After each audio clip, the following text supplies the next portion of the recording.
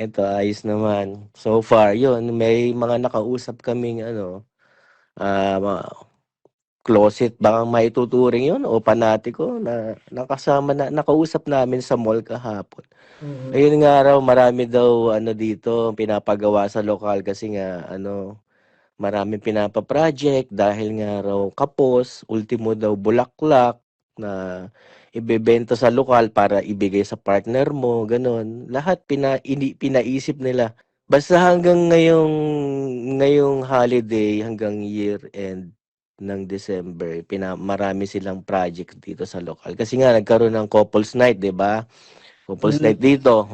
Yung una, sabi ko sa'yo, 'di ba, nung sumapa ako last time,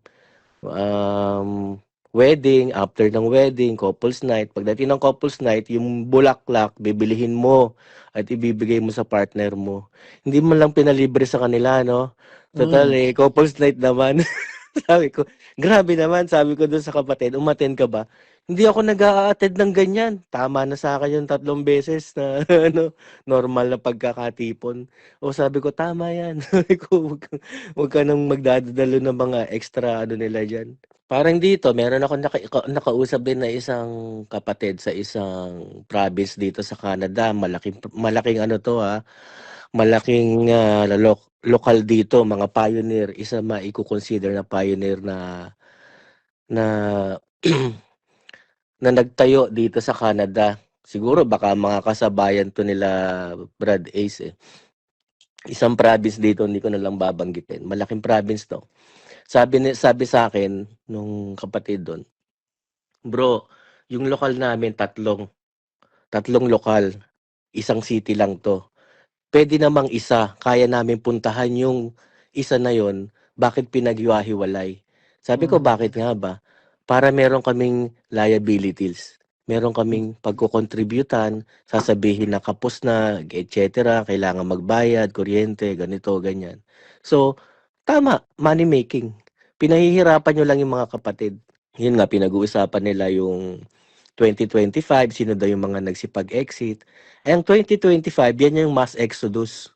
Yan yung mass exodus na talagang maraming nag-exit at lagi ko nga sinasabi sa kanila na new normal yan.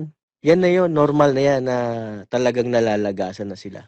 Hindi kasi nga tingnan mo na ang ano ay inisip ko yan nandun ako Nung time na parating siya, maglaland pa lang siya sa Vancouver Airport. Hinakot kami, parang punta kayo dito, salubungin natin si Kuya, etc. Pakita natin na marami tayo, yung suporta natin. Kesyo may banner pa, di ba? Yung text namin, yung message sa amin na manggagawa namin na ano, na yung mag-asawa. So ngayon, inisip ko, ba't kami pupunta pa ng airport? Magkakagulo pa kami doon, magsisisigaw pa kami. Actually, may video pa nga yan eh.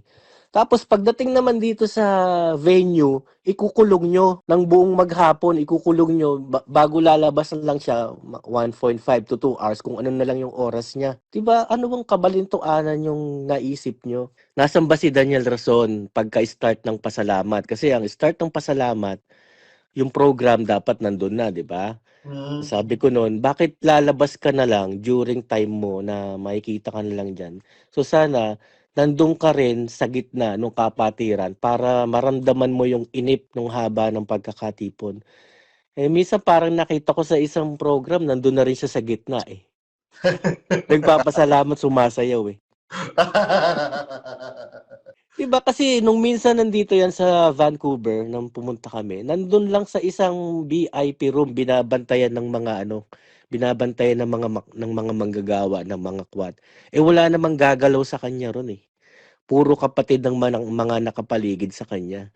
Bakit ka binabantayan doon sa isang kwarto tapos andito yung mga kapatid tuwing bubuksan yung kwarto na yung pasilip-silip yung mga kapatid at isang damukal yung ano ron, isang isang pulutong ng kwat at manggagawa ang nakabantay doon.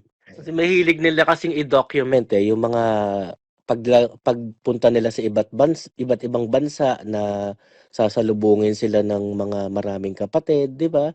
Ang hilig nilang i-document ng gano'n, which is never na ginawa talaga ni Bes 'yun. Na pagdating sa isang bansa, nandun na lang si Bes basta nagba-Bible Expo na lang. Walang sabit-sabit ng bulaklak, Ay, gano'n ito, lang yun. meron akong babasahing comments. Ito sa mga ipinagpapasalamat ko sa Diyos. Ay nako, alam mo yung picture mo, nakita ko kasi yung picture mo, eh. Nakita namin ni sis, sabi ko, ayun yung picture niya na nung sumakay tayo sa kotse, naka-frame pa yan, eh. Nandun sa likod mo yan, eh. Mukhang naglayas ka nung time na yun, di ba? Kasama mga sapatos, di ba? Sabi ko, nakita ko yung picture na yun, kasama yung mga merchandise ng taco mo, eh. Ay, sabi ko kay Mari, ano eh, naka-holiday siya eh. Hindi ko siya gagambalain eh. Eh, nanonood pala eh. Nasa ano siya? Nasa Boston ba? Sabi ko, sige, hindi kita tatawagin pag sumampa ako sa live, huwag kang mag-alala.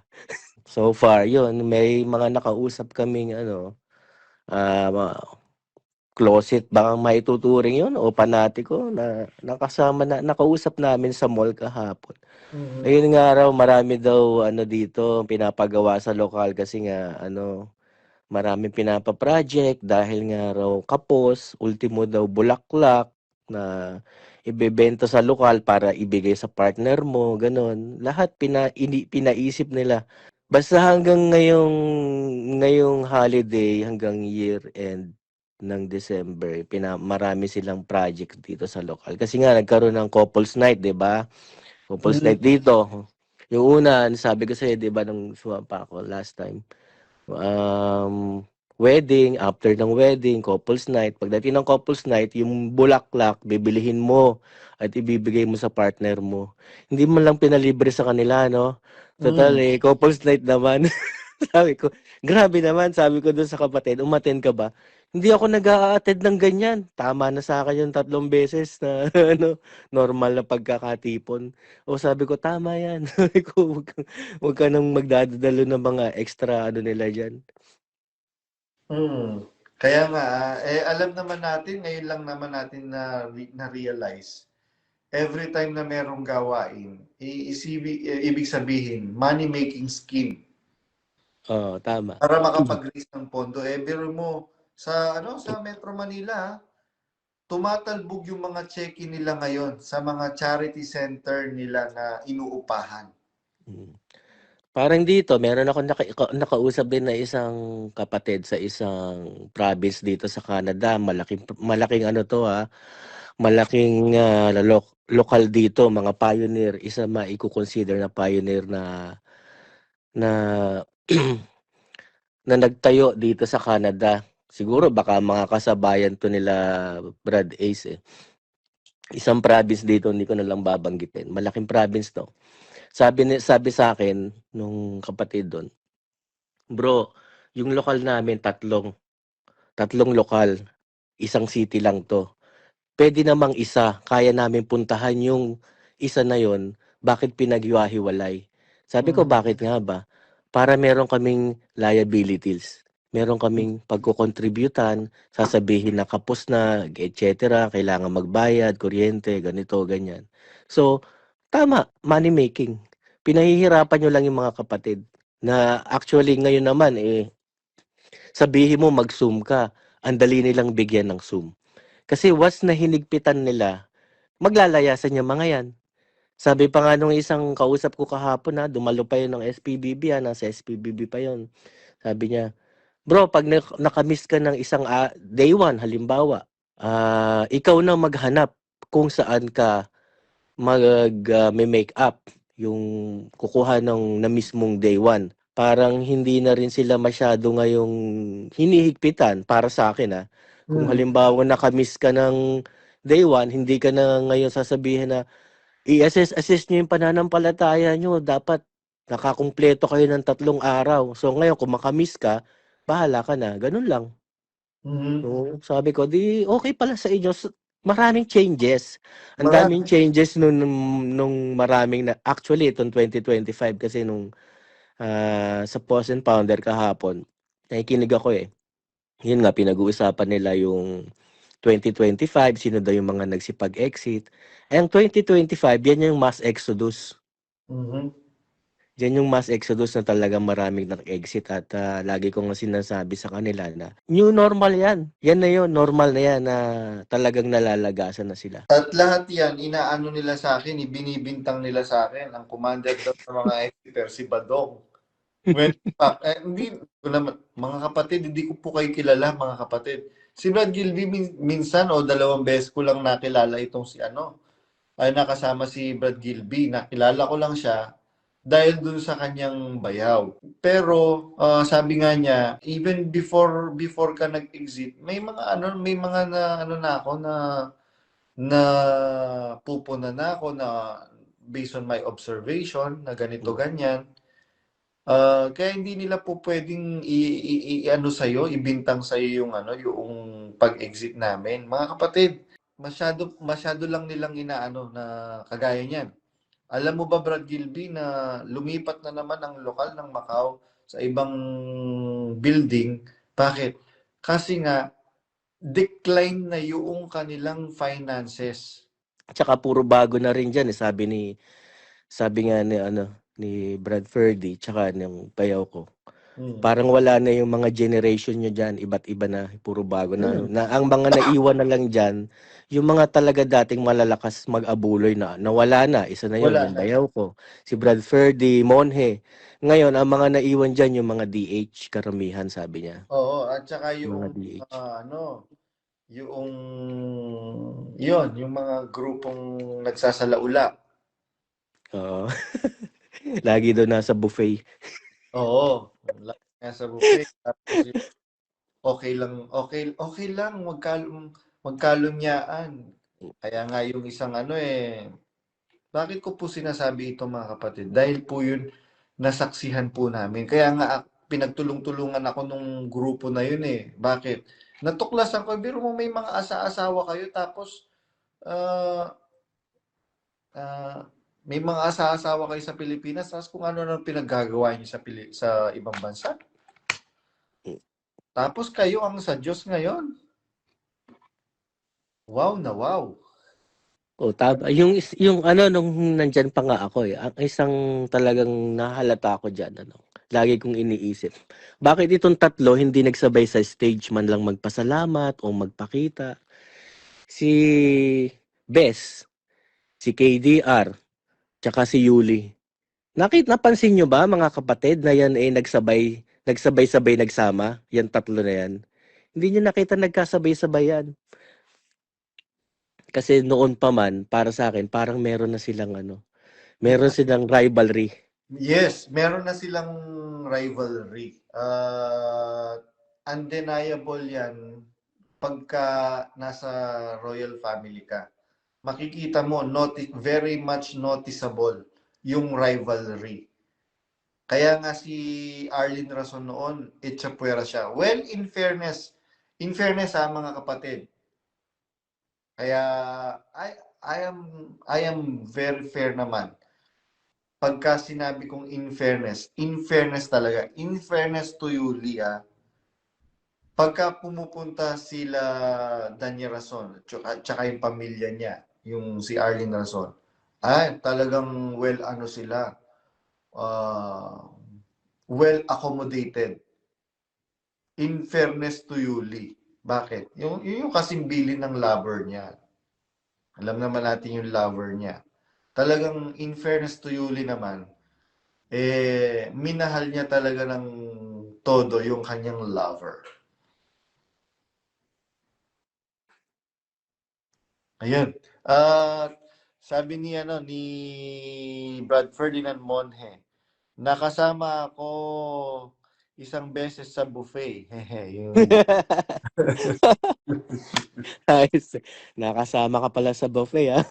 Saka pagka nag-buffet ang mga yan, pulutan nila yung mga kapatid.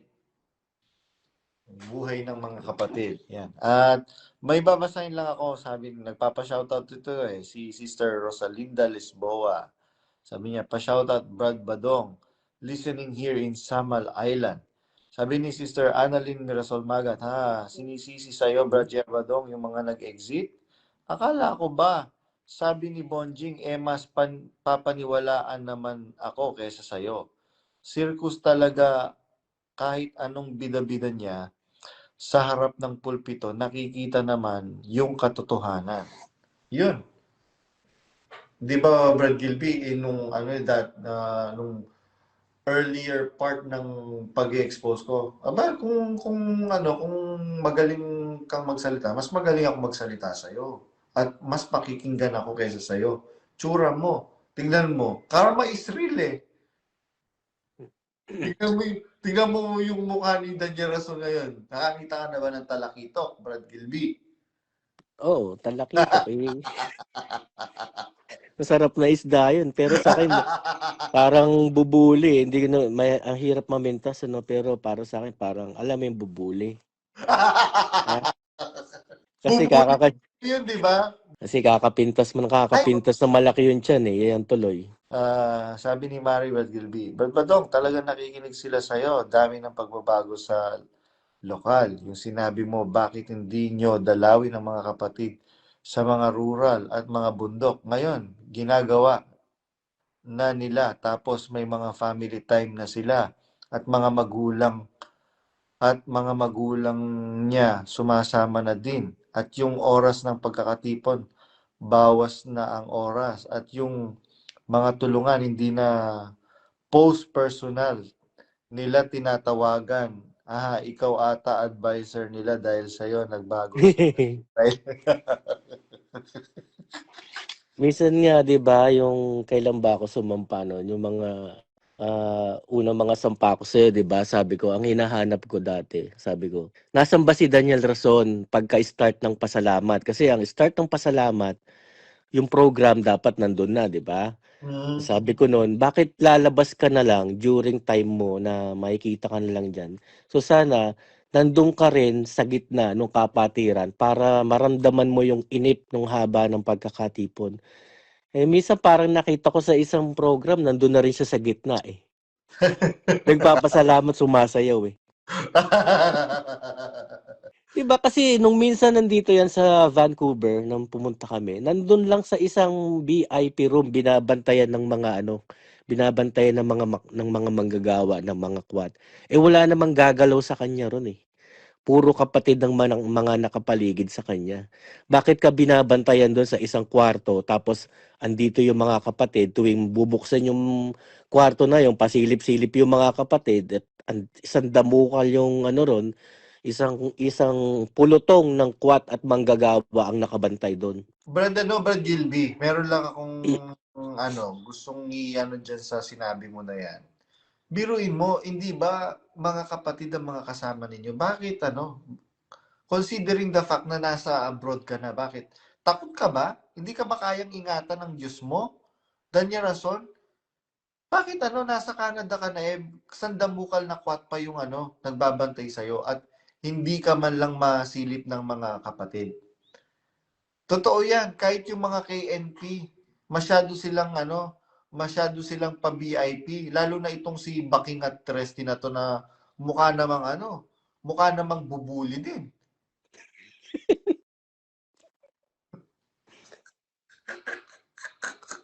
Hindi kasi nga tingnan mo na ang ay inisip ko yan nandun ako Nung nung time na parating siya, maglaland pa lang siya sa Vancouver Airport. Hinakot kami, parang punta kayo dito, salubungin natin si kuya, etc. Pakita natin na marami tayo, yung suporta natin. Kesyo may banner pa, di ba? Yung text namin, yung message sa amin ng manggagawa namin na na yung mag-asawa. So ngayon, inisip ko, ba't kami pupunta pa ng airport? Magkakagulo pa kami doon, magsisisigaw pa kami. Actually, may video pa nga yan eh. Tapos pagdating naman dito sa venue, ikukulong nyo ng buong maghapon, ikukulong nyo bago lalabas lang siya 1.5 to 2 hours kung ano na lang yung oras niya. 'Di ba? Ano bang kabalintuanan yung naisip nyo? Di sana pagdating dito sa venue, i-expose nyo na agad. Hindi doon tayo magkagulo. Bakit doon pa sa airport, 'di ba? Correct. Kasi nga, Ano, Brad Gilby, masyado silang pakitang tao. And that is an instruction from Danya Rason and Arlene Rason. Why? Dahil sabik sila sa papuri at karangalan ng tao. Correct. Feeling celebrity. Brad Gilby, merong comment si Uncle Sam David, dating group servant sa Hong Kong. Sabi niya, try niyang dalawin mga kapatid sa Africa, never pa ata pinunta ni DSR. Oo, hindi lang sa Africa. Dalawin ninyo. Di ba sinasabi ninyo, ano bang pangalan nito? Fred Cabanilla, na meron pa kayong lokal dyan sa sa Papua New Guinea, when in fact, ang natira na lang na mga kapatid dyan, 5 piraso, tapos sinuhulan nyo pa ng cellphone? Ay, di dalawin ninyo. Oh, ba't kayo hindi nyo madalaw, Danya Rason? Akala ko bang mahal mo ang mga kapatid? Bakit ang pinupuntahan mo lang kung saan ka makakapagpasarap, kung saan ka makakapaghayahay? Friend Baking, pumunta ka doon. Pumunta ka sa Africa. Pumunta ka doon sa Papua New Guinea. Ewan ko lang kung hindi ka maging kung hindi ka maging sisig diyan sa sa Africa, sa Papua New Guinea. Friend Baking. Ang labas mo niyan, sisig. Kasi mahilig nila kasing i-document yung mga pagpunta nila sa iba't ibang bansa na sasalubungin sila ng mga maraming kapatid, 'di ba? Ang hilig nilang i-document ng ganon, which is never na ginawa talaga ni Bes yun. Na pagdating sa isang bansa, nandun na lang si Bes basta nagba-Bible Expo na lang. Walang sabit-sabit ng bulaklak, walang sigawan, 'di ba? But Gilby, puro comment itong itong tropa natin si Mari, pakyatin nga natin. Para hindi siya comment lang. Naka-holiday yan. Nagbilin na yan, bro. Sabi nga, bro, hindi ko tatawagin. Kaya may-message na kita kanina, sabi ko, naka-holiday si Mari. Nanggugulo sa comment section eh. Hindi, joke lang. Kita mo, inunahan na kita kanina, hindi pa ako sumasampa. Sabi ko, naka-holiday yan. Well, pero kung gusto niya, di siya magpa-accept. Ay, ganun lang yun. meron akong babasahin comments. Ito sa mga ipinagpapasalamat ko sa Diyos. Sisis Irene Celebrado Sabeliano. Sabi niya, wala kasi pera makuha doon at wala masyado kapatid doon. Gusto niya may red carpet at may cheering. Bakit ko sinasabing isa ito? Si Sis Irene Celebrado Sabeliano sa mga ipinagpapasalamat ko sa Diyos. Dahil yung pamilya niya dapat masisira. Dahil sa pang-brainwash ni Danya Rason ng mga KNP. Pero awa ng Diyos, hindi nangyari yung maitim nilang balak. Pero lalaki yung mga anak nila, ang cute pa naman, artistahin.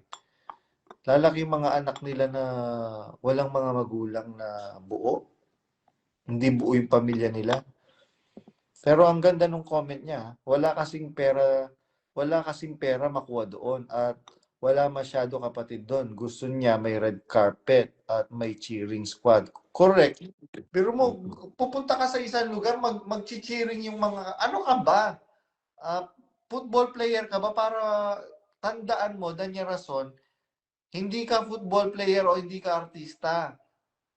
Church leader ka, Danya Rason. Hindi niya totoo yung comment, totoo yan kasi nga dito nung nandito pa ako yung huling ko dito is sa Vancouver nung pumunta yan. Syempre pagdating nga diyan sa Papua New Guinea sa Africa ilan lang ang miyembro diyan tapos magko-contribute ng pamasahe nila ng venue ng rental car nila na malaki ang malaki ni rental car nila dito parang Suburban yun parang 8-seater Suburban parang Escalade something like that